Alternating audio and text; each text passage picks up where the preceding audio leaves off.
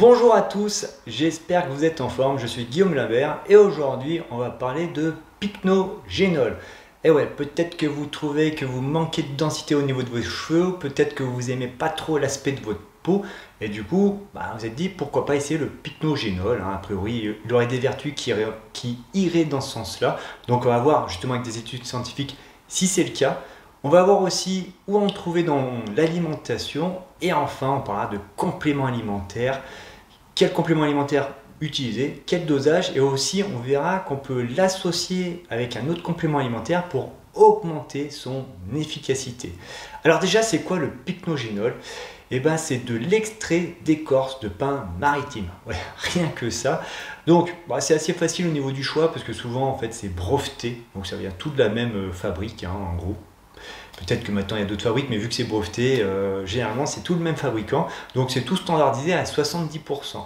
Donc 70% de quoi?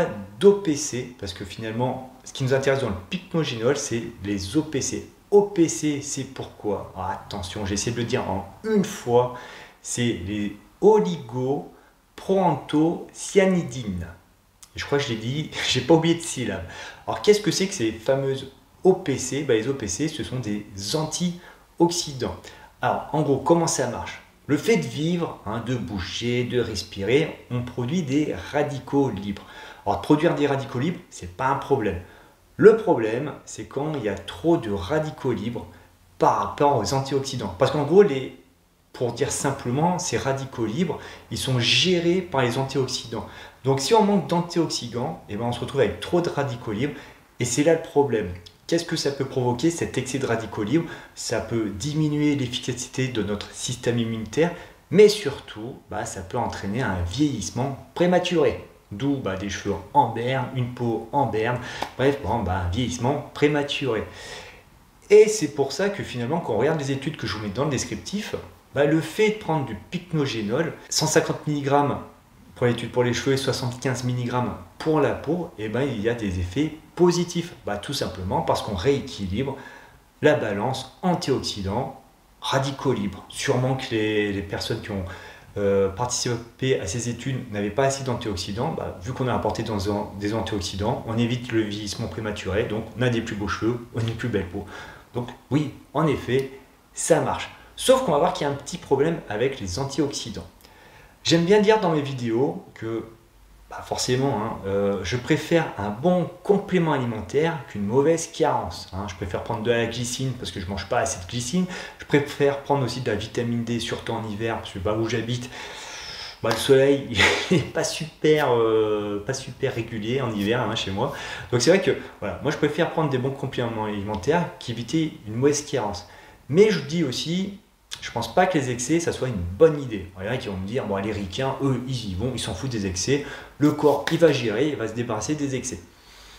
Là, a priori, j'aurais plutôt raison. C'est-à-dire que les antioxydants, autant en manquer, c'est peut-être pas une bonne idée, autant l'excès, c'est sûr que c'est pas une bonne idée. C'est pas peut-être, c'est sûr. Pourquoi? Parce que si on est en excès d'antioxydants, ça va entraîner une action pro-oxydante et finalement, ça va faire l'effet contraire recherché.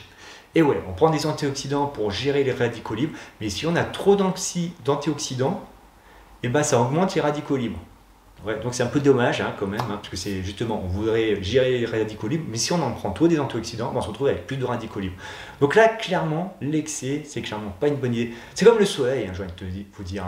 Le soleil, on manque de soleil, c'est pas cool. On a une bonne exposition au soleil par rapport à notre génétique, c'est cool. Mais pareil, l'excès de soleil, c'est pas cool. On se prend des coups de soleil, ça peut favoriser des cancers de la peau. Donc voilà, moi vraiment, je pense que ce qui est important, c'est l'équilibre. Alors comment savoir quel dosage vous devez prendre en pycnogénol par rapport à ces explications? Ça dépend de votre alimentation. Parce que des OPC, finalement, on en trouve dans des fruits et des légumes, on en trouve dans la pomme, dans les baies, dans les cerises, dans le thé, dans le raisin, dans le pépin de raisin, etc. Donc on peut en trouver. Et en plus de ça, notre corps produit aussi des antioxydants. Donc, qu'est-ce qu'on peut faire? Déjà, regardez votre alimentation en général. Est-ce que votre alimentation est équilibrée, saine, vous apportez beaucoup de fruits et légumes? Alors peut-être que là, si vous laissez le pycnogénol, il faudra peut-être y aller tranquillement. C'est-à-dire commencer avec seulement 50 mg, même si on voit que dans des études, ils conseillent 150 mg. Peut-être que là, 50 mg, ça suffira. Et après, vous augmentez progressivement le dosage. Après, par contre, c'est sûr que si votre alimentation elle ne suit pas, vous êtes très stressé, très actif, bah, la probabilité que vous produisez beaucoup plus de radicaux libres que d'apports antioxydants, là peut-être que vous pourrez aller sur des dosages un petit peu plus élevés. On peut trouver des dosages jusqu'à 300 mg, hein, donc vous faites 100 mg au petit-déj, 100 mg à midi, 100 mg le soir. Et vous testez aussi, voir comment ça se passe. Après, vous pouvez commencer soft. Hein, si, je préfère commencer doucement. Vous pouvez très bien commencer avec seulement 100 mg. Vous voyez comment ça se passe. Vous passez ensuite à 200, puis 300. Donc là, c'est sûr que l'excès, autant la carence, comme d'habitude, c'est à éviter, mais l'excès aussi, là, c'est sûr que c'est vraiment à éviter. Et je vous ai parlé qu'on pouvait créer un cocktail pour rendre le pycnogénol encore plus efficace. C'est la vitamine C. Donc là, même remarque, ça dépend de votre alimentation. Si vous avez une super alimentation, a priori, vous devriez avoir un apport suffisant en vitamine C, donc ça ne sert pas à grand chose. Par contre, si votre alimentation ne suit pas, peut-être vous pouvez faire une première cure de pycnogénol seul, vous voyez comment ça se passe. Et la deuxième cure que vous faites, vous prenez une combinaison pycnogénol plus vitamine C et vous voyez comment ça se passe.